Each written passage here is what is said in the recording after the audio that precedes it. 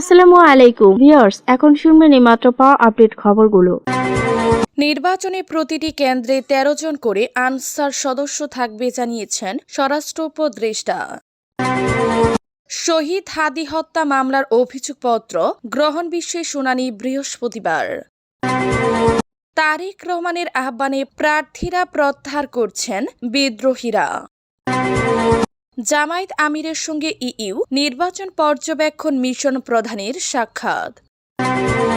জুলাই হত্যাকাণ্ডের মামলায় আসামিকে জামিন দেওয়ার প্রতিবাদে ট্রাইব্যুনাল ঘেরাও। মাইন বিস্ফোরণে উড়ে গেল যুবকের বাপা। নির্বাচনে প্রতিটি কেন্দ্রে ১৩ জন করে আনসার সদস্য থাকবে জানিয়েছেন স্বরাষ্ট্র উপদেষ্টা।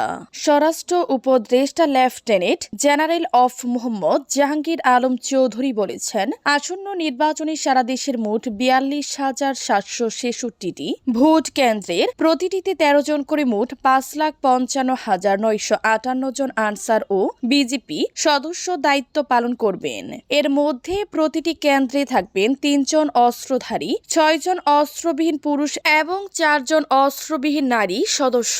সোমবার সকালে গাজীপুরের কালিয়াকৈর উপজেলার শফিপুরে আনসার ও বিডিপি একাডেমিতে নতুন নিয়োগপ্রাপ্ত উপজেলা প্রশিক্ষকদের মৌলিক প্রশিক্ষণ এবং ২৬ ও ২৭তম ব্যাচ পুরুষ রেকর্ড সিপাহী মৌলিক প্রশিক্ষণের সমাপনী কুচকাওয়াজে প্রধান অতিথির বক্তব্যে একথা বলেন উপদেষ্টা। স্বরাষ্ট্র উপদেষ্টা বলেন, অতিরিক্ত নিরাপত্তার অংশ হিসেবে প্রতিটি ভোট কেন্দ্রে নিয়োজিত ৩ জন অস্ত্রধারী সদস্যের মধ্যে থেকে একজন নির্বাচনকালীন প্রিসাইডিং কর্মকর্তার সঙ্গে সার্বক্ষণিক দায়িত্ব পালন করবেন। পাশাপাশি সারা দেশে ১,১৯১টি Ansar battalion striking force team মোতায়েন থাকবে। প্রতিটি টিমে ১০ জন করে মোট ১১,৯১০ জন সদস্য দায়িত্বে থাকবেন। শহীদ হাদি হত্যা মামলার অভিযোগপত্র গ্রহণ বিষয়ে শুনানি বৃহস্পতিবার। ইনকিলাব মঞ্চের আহ্বায়ক শহীদ শরীফ ওসমান বিন হাদি হত্যা মামলার অভিযোগপত্র পর্যালোচনার জন্য ২ দিন সময় নিয়েছে বাদীপক্ষ। এখন এ মামলার অভিযোগপত্র গ্রহণ বিষয়ে শুনানি হবে আগামী বৃহস্পতিবার ১৫ জানুয়ারি। অভিযোগপত্র পর্যালোচনার জন্য বাদীপক্ষের সময়ের আবেদনের পরিপ্রেক্ষিতে সোমবার ঢাকার অতিরিক্ত চিফ মেট্রোপলিটন ম্যাজিস্ট্রেট জসিতা ইসলাম শুনানির এদিন ধার্য করেন। বাদী পক্ষে আইনজীবী মুস্তাফিজুর রহমান মুকুল এই তথ্য নিশ্চিত করেন। আইনজীবী মুস্তাফিজুর রহমান বলেন, আজ বাদী পক্ষে ৩ আইনজীবী নিয়োগ করা হয়েছে। অভিযোগপত্র পর্যালোচনার জন্য বাদী পক্ষ থেকে সময় চেয়ে আবেদন করা হয়। আদালত আগামী বৃহস্পতিবার অভিযোগপত্র গ্রহণ বিষয়ে শুনানির দিন রাখেন। বাদী পক্ষে নিয়োগ পাওয়া ৩ আইনজীবী হলেন জ্যেষ্ঠ আইনজীবী জাসদ। বাদী পক্ষে নিয়োগ পাওয়া ৩ আইনজীবী হলেন জ্যেষ্ঠ আইনজীবী আব্দুস সুবহান তরফদার, ব্যারিস্টার এস.এম. মইনুল করিম ও মুস্তাফিজুর রহমান মুকুল। শুনানি শেষে বাদী পক্ষের আইনজীবীরা সাংবাদিকদের বলেন, শহীদ ওসমান হাদি বলতেন, শত্রুর সঙ্গেও তিনি ন্যায় বিচার চান। তারেক রহমানের আহ্বানে প্রার্থিতা প্রত্যাহার করছেন বিদ্রোহীরা। ত্রয়োদশ জাতীয় সংসদ নির্বাচনে শরিকদের সঙ্গে আসন সমঝোতার পর কয়েকটি আসনে বিএনপি বিদ্রোহী প্রার্থী মাঠে থাকায় চাপে পড়েছে দলটি। এ পরিস্থিতিতে বিদ্রোহী প্রার্থী হওয়া নেতাদের গুলশানে বিএনপি চেয়ারম্যানের রাজনৈতিক কার্যালয়ে পর্যায়ক্রমে ডাকা হচ্ছে। ইতোমধ্যে একাধিক স্বতন্ত্র প্রার্থী দলের চেয়ারম্যান তারেক রহমানের সঙ্গে সাক্ষাতের পর তাদের প্রার্থিতা প্রত্যাহারের ঘোষণা দিয়েছেন।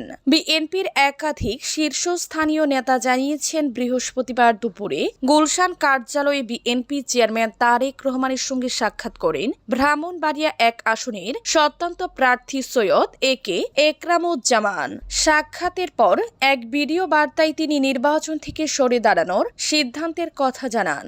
ভিডিও বার্তায় একরামুজ্জামান বলেন, ২০০৪ সাল থেকে ২০ বছরের বেশি সময় ধরে বিএনপির পতাকা তলে ছিলাম ৩ বারের সাবেক প্রধানমন্ত্রী প্রয়াত নেত্রী খালেদা জিয়ার সম্মানে ও বিএনপি চেয়ারম্যান তারেক রহমানের নির্দেশনায় আসন্ন ত্রয়োদশ জাতীয় সংসদ নির্বাচনে ধানের শীষের সমর্থনে ব্রাহ্মণবাড়িয়া ১ আসনে দাখিলকৃত আমার প্রার্থিতা প্রত্যাহারের সিদ্ধান্ত নিয়েছি। জামায়াত আমিরের সঙ্গে ইইউ নির্বাচন পর্যবেক্ষণ মিশন প্রধানের সাক্ষাৎ।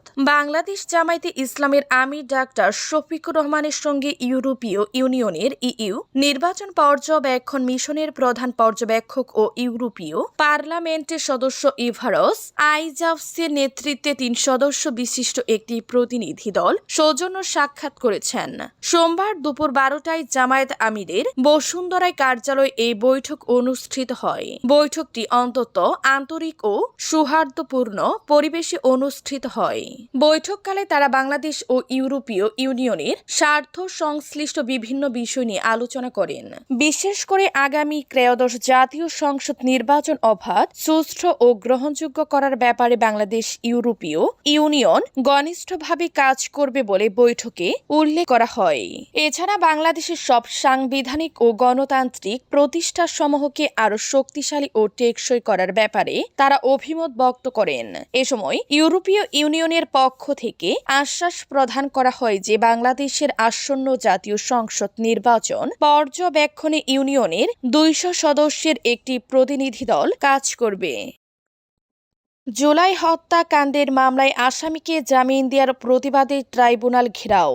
জুলাই গণ অভ্যুত্থানের সময় সংঘটিত মানবতা বিরোধী অপরাধের মামলায় আসামিকে জামিন দেওয়ার প্রতিবাদে ট্রাইব্যুনাল ঘেরাও কর্মসূচি পালন করেছে বিপ্লবী ছাত্র জনতার ব্যানারে একদল জনতা। সোমবার দুপুরে হাইকোর্টের প্রধান ফটকের সামনে তাদের এই কর্মসূচি পালন করতে দেখা যায়। হাইকোর্টের মূল ফটকের সামনে ব্যানার নিয়ে 12 থেকে 15 জন অবস্থান করছে।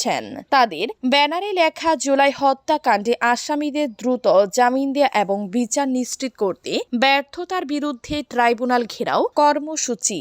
এ সময় বৈষম্য বিরোধী ছাত্র আন্দোলনের সভাপতি রিফাত রশিদকেও দেখা যায়। গতকাল আন্তর্জাতিক অপরাধ ট্রাইব্যুনাল 2 থেকে কার্যক্রম নিষিদ্ধ আওয়ামী লীগের লক্ষ্মীপুরের নেতা হুমায়ুন কবির পাটোয়ারিকে জামিন দেওয়া হয়েছে। মাইন বিস্ফোরণে উড়ে গেল যুবকের বাপা। কক্সবাজারের টেকনাফের হোয়াইকং সীমান্তে স্থলমাইল বিস্ফোরণে মোহাম্মদ হানিফ 28 নামের এক যুবকের পা উড়ে গেছে। তিনি হোয়াইকং ইউনিয়নের 3 নম্বর ওয়ার্ডের লম্বাবিল গ্রামের ফজল করিমের ছেলে। সোমবার সকাল 10টার দিকে এ ঘটনা ঘটে। বাসিন্দারা জানান, হোয়াইকং সীমান্তের নাফ নদী সংলগ্ন এলাকায় ব্যক্তি মালিকানাধীন চিংড়ি ঘিরে গিয়ে মাইন বিস্ফোরণে আহত হন হানিফ। তাকে উদ্ধার করে উখিয়ার কুতুপালং MSF হাসপাতালে ভর্তি করা হয়েছে।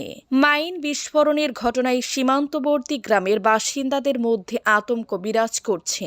নাফ নদীতে মাছ ধরাও বন্ধ রয়েছে। সীমান্তের একাধিক সূত্র জানায়, রোহিঙ্গা বিদ্রোহীদের হামলা ঠেকাতে নাফ নদীর মধ্যভাগে জেগে ওঠা কয়েকটি দ্বীপের চারপাশ এবং সীমান্তের নো ম্যানস ল্যান্ডে নিষিদ্ধ স্থল মাইন পুঁতে রেখেছে মিয়ানমারের সশস্ত্র গোষ্ঠী আরাকান আর্মি AA।